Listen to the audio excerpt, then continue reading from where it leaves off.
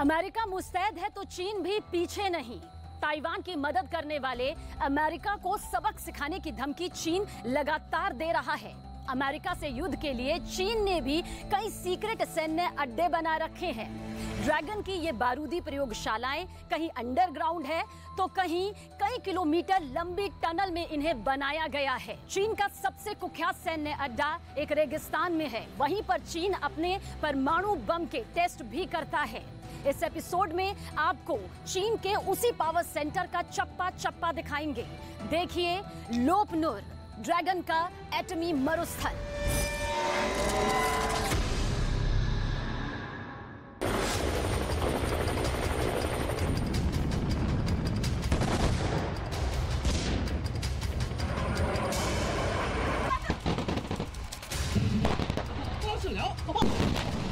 सूअर पालना बहुत ही ज्यादा लाभदायक है। इन्हें देखिए, 1000 सूअरों को पालकर साल में करोड़ों कमा रहे हैं। आपको भी करना है? इनसे सीखना है तो फ्रीडम ऐप को अभी डाउनलोड करें।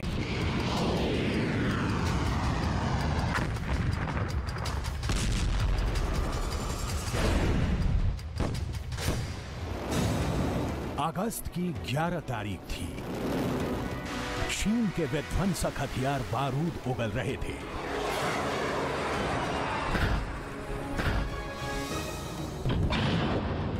बैटल शिप से दनादन रॉकेट दागे जा रहे थे।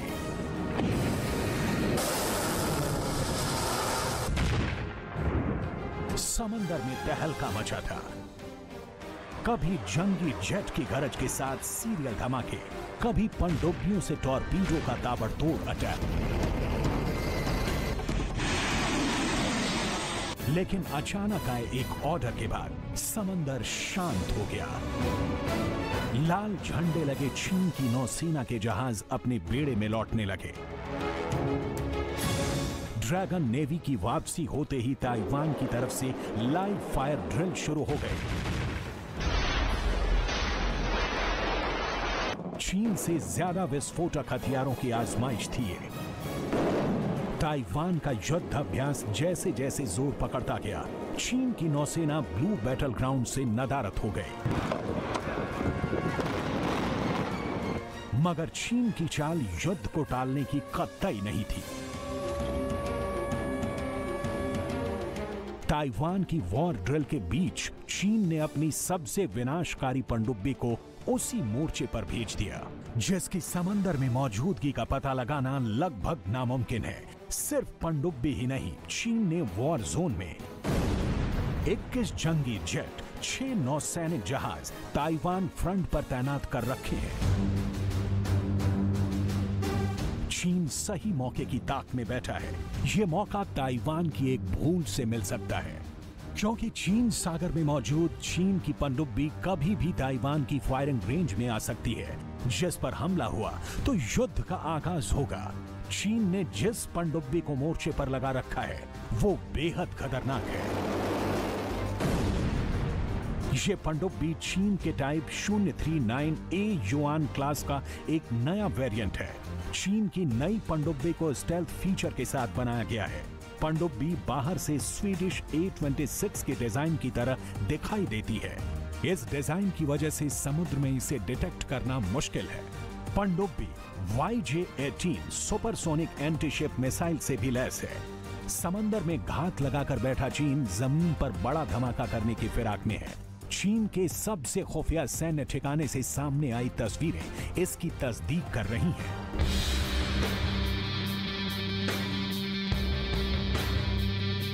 चीन का ये सीक्रेट बेस जिस रेगिस्तान में है, वहां चलिए। ये इलाका भारत की सरहद से भी बहुत दूर नहीं। लोपनुर रेगिस्तान, शिनजियांग, चीन। भारत के लेह एयरबेस से 1300 किलोमीटर दूर ये लोपनुर रेगिस्तान है। न्यूज वेबसाइट निकी ने यहां की कुछ सैटेलाइट तस्वीरें जारी की हैं, जिसे देखने के बाद अमेरिकी रक्षा विशेषज्ञों ने दावा किया कि चीन बहुत जल्द एटमी धमाका करने वाला है। आसमानी कैमरे में कैद लोपनुर साइट की पिक्चर में क्या क्या देखा, ये भी जानिए। लोपनुर की चट्टानों के नीचे सुरंग की खुदाई के सबूत मिले। तस्वीर में पावर ट्रांसमिशन केबल्स और एक हॉल में बनी इमारत देखी गई। इस इलाके में कच्ची सफेद सड़कें भी नजर आई जो कमांड पोस्ट से अलग अलग दिशाओं में जाती हैं। अमेरिका की एजेंसी मैक्सऑर टेक्नोलॉजी ने इससे पहले 2016 में इस इलाके की सैटेलाइट तस्वीरें जारी की थी। तब लोकनूर टेस्टिंग साइट के करीब चीन के सीक्रेट एयरबेस की शनाख्त की गई थी। चीन ने बरसों से वीरान पड़े एयरबेस को नए सिरे से विकसित करना शुरू किया। नए निर्माण में बेस की हवाई पट्टी को 4.8 किलोमीटर लंबा किया गया ताकि बड़े जहाज और स्पेसशिप की यहां आसानी से लैंडिंग हो सके। लोकनूर एयर स्पेस के पास 1 दर्जन से अधिक कंक्रीट की बिल्डिंग भी बनती दिखाई दी। रेगिस्तान में ड्रैगन के मिशन की पोल खोलने के बाद चीन ने LAC उस पार खुल्लम खुल्ला एयरबेस का जाल बिछाना शुरू कर दिया। भारत की सीमा के करीब चीन ने कितने एयरबेस बना लिए हैं, इन्हें भी जानिए। कासी एयरबेस, यहाँ चीन के जंगी जेट J-11, J-7 और UAV की तैनाती है।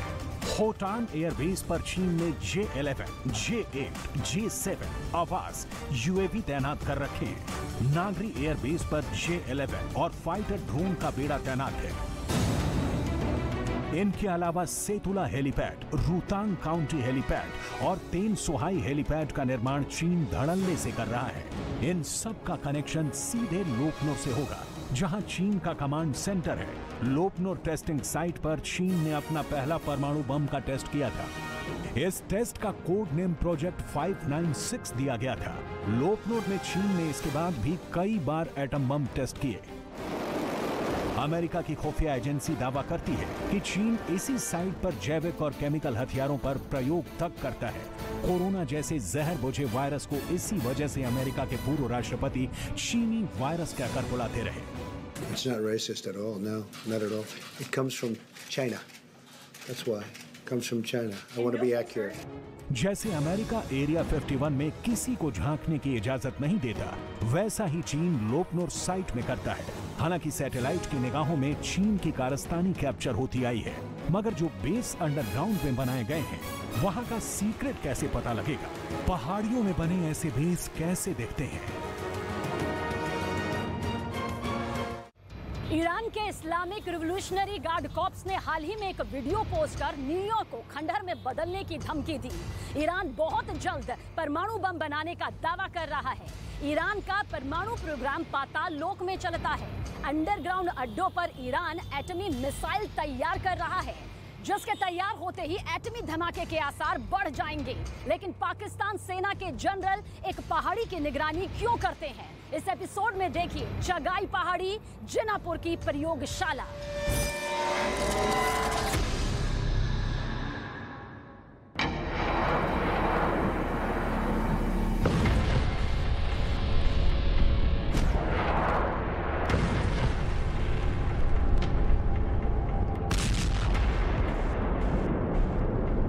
गजा पट्टी की संकरी गलियां रॉकेट धमाके से दहल गईं।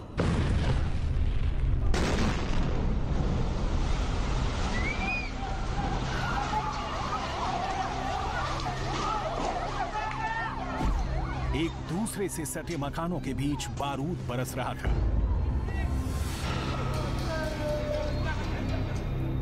यह इजराइल के ऑपरेशन ब्रेकिंग डॉन का आगाज था। इसके बाद अंधाधुंध रॉकेट की बौछार हुई। टारगेट पर गजा पट्टी का एक खास इलाका था। 6 से 8 अगस्त के बीच गजा में इतना बारूद बरसा कि जमीन सुलग उठी।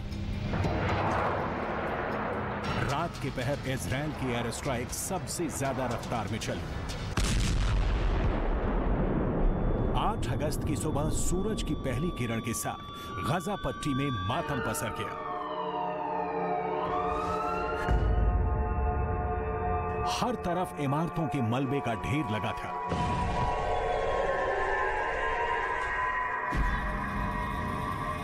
बारूदी खंडहर में शव की तलाश जारी थी। इजराइल के हमले में डॉन का खात्मा हो चुका था, जिसका नाम खालिद मंसूर था। पहचान फिलिस्तीनी इस्लामिक जिहाद के आका की थी। इजराइल के हमले में खालिद मंसूर समेत 47 की जान गई। मरने वालों में 5 साल का एक मासूम भी बताया गया। गजा में इजराइल विरोधी कई संगठन एक्टिव हैं। इनमें हमास सबसे ज्यादा चर्चा में रहता है। इसके खिलाफ इजराइल अक्सर सैन्य अभियान चलाता है, लेकिन पीजीआई पर पहली बार इतना बड़ा अटैक किया गया। पीजीआई यानी फिलिस्तीनी इस्लामिक जिहाद, इस संगठन को ईरान समर्थन देता है। पीजीआई का हेडक्वार्टर सीरिया की राजधानी दमिश्क में है। हालांकि फिलिस्तीन में हमास के बरक्स नया संगठन खड़ा करने की ईरान की कोशिश इजराइल के एक हमले में तबाह हो गई। पीजीआई की टॉप लीडरशिप का खात्मा हो गया, जिसके बाद ईरान की तरफ से बयान जारी हुआ।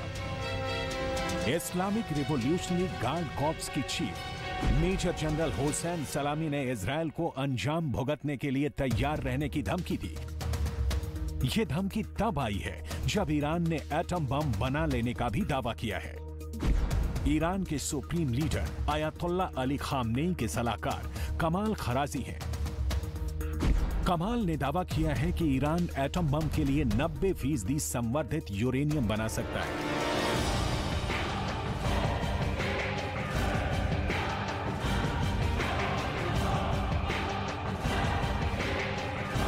परमाणु बम बनाने के लिए यूरेनियम का 90% संवर्धित होना काफी है।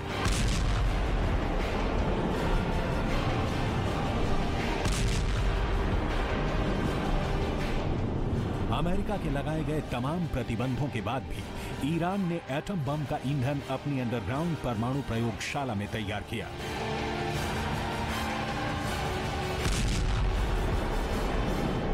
ईरान के ज्यादातर मिसाइल बेस भी भूमिगत हैं। इस बेस पर फिलहाल न्यूक्लियर हमले के लिए मिसाइल तैयार करने पर जोर दिया जा रहा है। ईरान के एटमी गोदाम न सिर्फ खाड़ी मुल्कों के लिए बल्कि अमेरिका तक के लिए खतरा बन सकते हैं।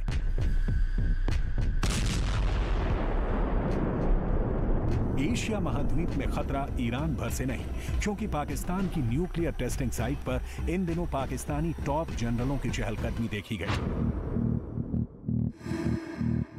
बलूचिस्तान के इस इलाके में जुलाई महीने में नरसंहार के आरोप पाकिस्तानी फौज पर लगे हैं।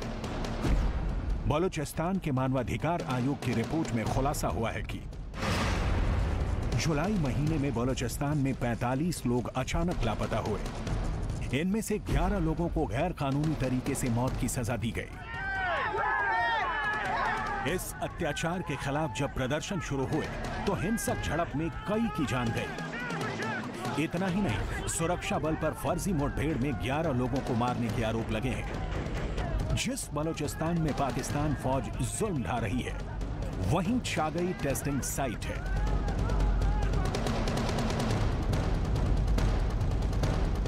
इस इलाके में चीन अंडरग्राउंड मिसाइल बेस बना रहा है। साथ ही चागई की रसको पहाड़ी में पाकिस्तानी जनरलों का आना जाना बढ़ गया है। ये वही रसको पहाड़ी है जहां पाकिस्तान ने पहला एटम बम धमाका किया था। अंडरग्राउंड एटम टेस्ट के बाद इस साइट की विजिट तत्कालीन प्रधानमंत्री नवाज शरीफ ने भी की थी। उन्हीं शरीफ के छोटे भाई शाहबाज इस वक्त पाकिस्तान के तख्त पर काबिज हैं। मुमकिन है पाकिस्तान में खतरनाक एटमी खुराफात चल रही हो।